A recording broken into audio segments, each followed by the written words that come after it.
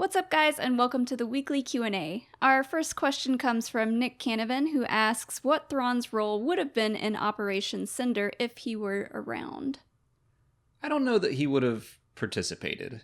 I don't know if Palpatine would have even seen him as part of it. Like, he seems like one of the guys that maybe Palpatine would have not trusted and said, like, let's take him out. Yeah. I feel like the whole idea of Operation Cinder would be kind of cheap, according to Thrawn. Like, I don't think he would approve of that whole plan. Yeah, I think he probably just would have been like, well, I'm going back to Chiss Space. Like, There's nothing for me here. The Empire's fallen. The whole point of him joining the Empire was so that he would have their back, or their backing, if he ever needed to protect the Chiss ascendancy. So he's like, well, they've fallen apart, so I might as well just go back. I don't think he would have started slaughtering innocents. No. Ben Cassi wants to know if we could learn more about the Separatist point of view in the Cassian Andor show. I like that idea. I think the Cassian show is going to be a really interesting perspective. It's a time period. I guess we don't know exactly when it's going to take place. Probably not too long before Rogue One, but yeah, I think that would be something really cool to explore because Cassian used to be a Separatist. I mean, he was young, but they were fighting against the Republic, and a lot of Separatists went on to join the rebellion against the Empire. So yeah, I think it would be interesting to explore the point of view of the bad guys from the Clone Wars and see how they have developed. Yeah, I mean, people say all the time to keep politics out of Star Wars, but if that were the case, a lot of the Clone Wars would be unwatchable. But with that said, I would kind of like to see the politics during that era and, like, just what he's doing. Andrew DiMolanta asks if the not great reviews for The Lion King gives us any worry over The Mandalorian. No. No. The Lion King, I mean, all the Disney remakes, we haven't seen any of them. I haven't seen The Lion King. But to me, it just feels like this was a challenge for Favreau in, like, the technological sense. I think he was trying to make something animated by computers look as real as possible. But the movie itself is, like, from what I've heard, exactly the same as the animated one. And it's like, why do that? Yeah, I mean, I saw a lot of mixed reviews, and, like, I saw a lot of good reviews too, but it's like a whole different ballpark. Yeah, and the problems that I think people have with it are that, like, why retell this story exactly the same way? So no, it doesn't really worry me for The Mandalorian. I mean, Favreau did not write The Lion King. He has done a lot of movies that I really enjoy. Yeah. So, like, I just think about those. I really love Iron Man. So, yeah, I think that's more in line with The Mandalorian than what Lion King is. Plus, Favreau's not directing anything in The Mandalorian. He's just producing it. I think he's a good director. So if he were, that wouldn't be a problem for me. But no, it doesn't bother me at all that Lion King is not doing so hot in the reviews, because that seems to be the trend for the Disney remake thing right now. Either people love most of them or all of them, or, like, have no interest. Yeah, and we are on the have no interest side of things. We haven't seen a single one. Mr. Dude Ninja wants to know if clones of Force users would have the same potential in the Force as the original person. So far in the new canon, I don't believe we've seen any Force-sensitive clones, or, like, clones of Jedi or something. Maybe that'll change in The Rise of Skywalker. Yeah. What about Luke? Right. I was going to talk about, in Legends, one of the very first EU stories, or, like, one of the ones that kicked things off, was in the Thrawn trilogy, The Last Command. And the clone of Luke shows up, and he's an evil clone. And, I mean, Spelled. throughout Luuke. Yeah. Someone, I wish I could remember who did this, but someone on Twitter wrote that what if Sheev is just the clone of Shev? But there was also, I never know how to pronounce his name either, Jorus Sabayoth, and he was a clone of Jorus Sabayoth. So yeah, there were two Jedi clones in the original Thrawn trilogy. So yes, it was possible, at least in Legends, although it does seem like the clones were very unstable. Yeah.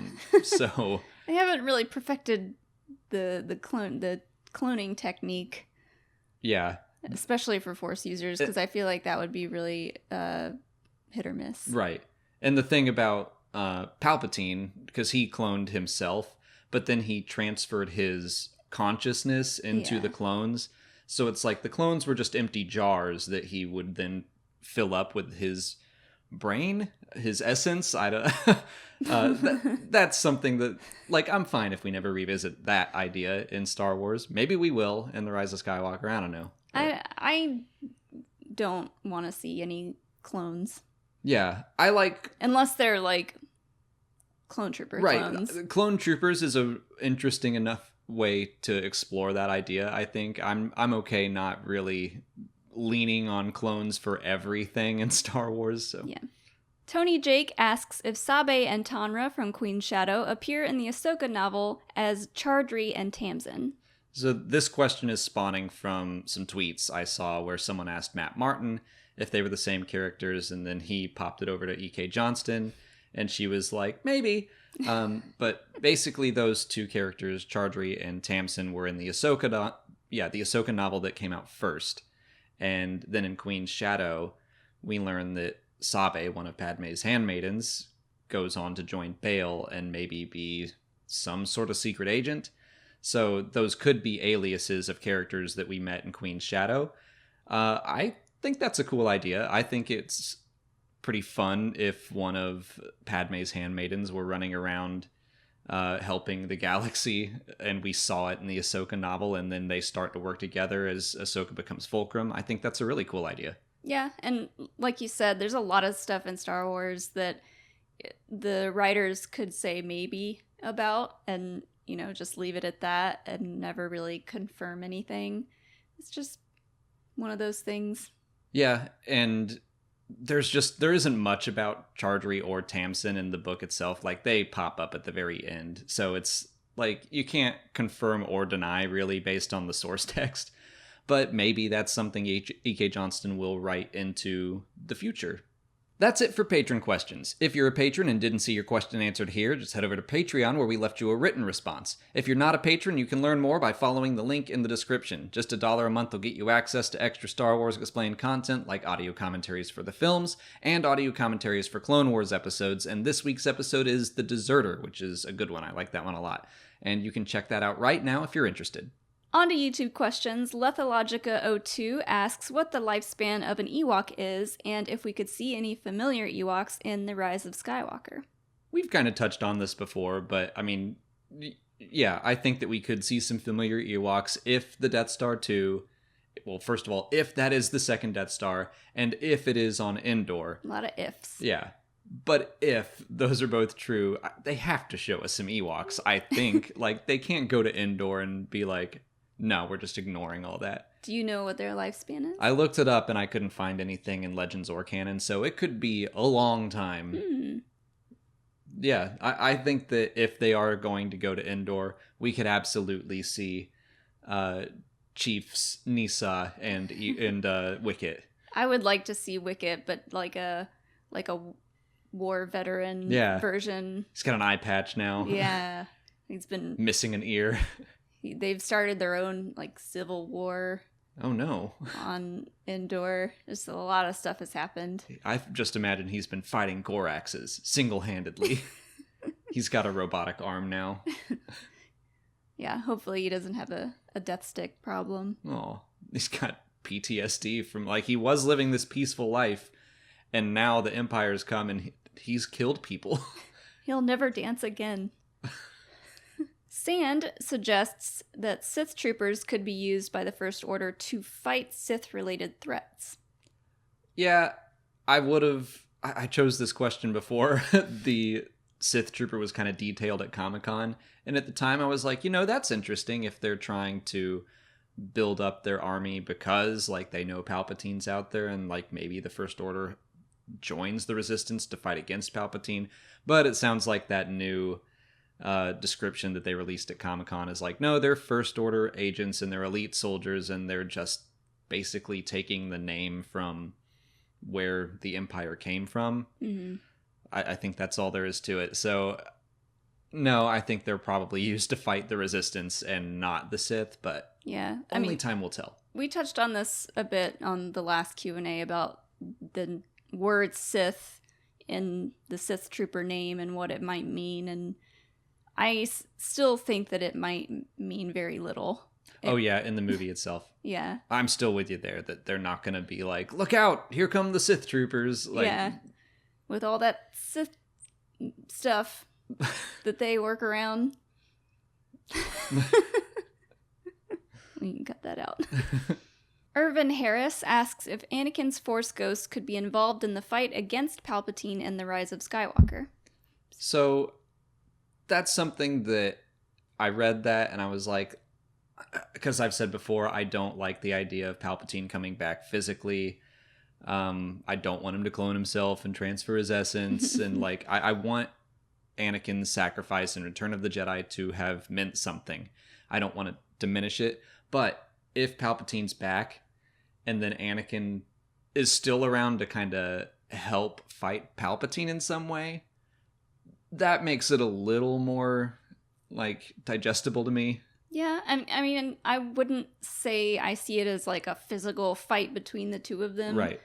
But it would be cool to see, like, we both want all the Force Ghosts to come back in this movie, and it would be cool to see him show up as a Force Ghost to help in some way. Yeah. Maybe it's just, some encouraging words.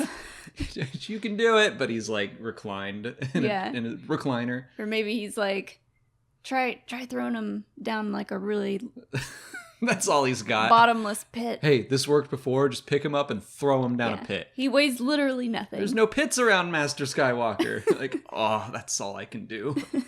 Tense Jester 3844 wants to know how Luminara Unduli reacted to Baras Offee's fall. Based on what we saw in the Weapons Factory episode, we recently watched that for our Clone Wars rewatch, and Luminara is pretty cold to Baras. Mm-hmm. Like, the second that she and Ahsoka might die, or Luminara's like, guess they're dead. Yeah. Well, part of that is, I think, more to show Anakin's kind of like emotional side compared to what like a Jedi should be with their Padawans. So compared to Anakin and Ahsoka, she seems a bit cold and like detached from her Padawan. But you're right. She's like, well, if they're dead, they're dead. Yeah, I mean, I think that she is very good at separating herself from her emotions. So if Baras, or when Baras falls to the dark side, Luminara is probably like, well, I tried. Yeah, I don't know that she would have such a huge reaction.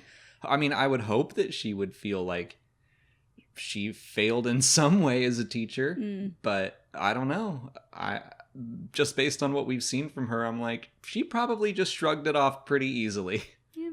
Deacon Poole asks if Grievous could fly with his lightsabers the same way that the Inquisitors could in Star Wars Rebels. That would be hilarious to see. So, before we get into all that, like, the Inquisitor helicopter lightsaber thing, I think is so silly. But that out of the way, yeah. I think that the Inquisitor's lightsabers probably have something special about them. Like, I don't think that the blades spinning is what's causing the lift and all that. I think it's probably some repulsor technology in the hilts because they're such fancy hilts. Yeah. But they probably made them spin just so, like, we were making the connection that, like, oh, the lightsabers are making them fly. I don't know. Yeah. But no, I don't think that Grievous, with his spinny hands, could generate enough lift.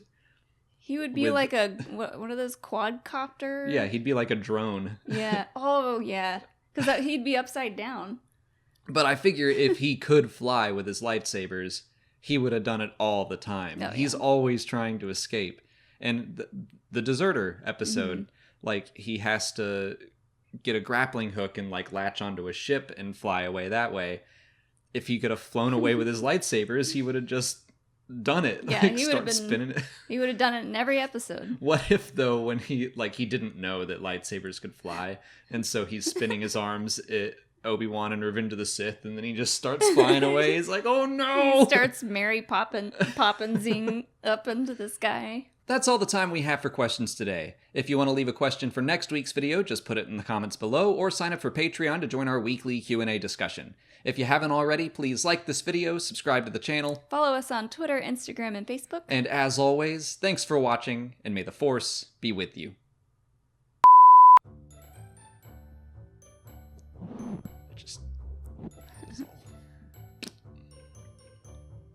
Yeah. Damn it. Ooh. Mr. Dude. Mr. Dude Ninja. Oh, okay. Oh, no. Tony Jake asks if Sabe and Tanra from Queen's Shadow appear in the Asoka novel as Chaudry and Tamsin. Chardry. Oh.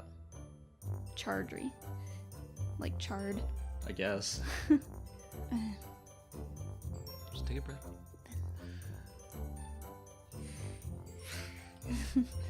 As Chardry and Tamsin. What?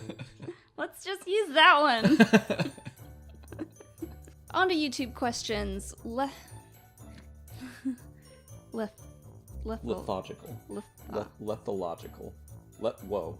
Lethological. Lethologica. Oh, Lethologica. Oh boy. Mary Poppinsing? That's a verb. Follow us on Twitter, Instagram, Oh, we were almost there. Facebook. So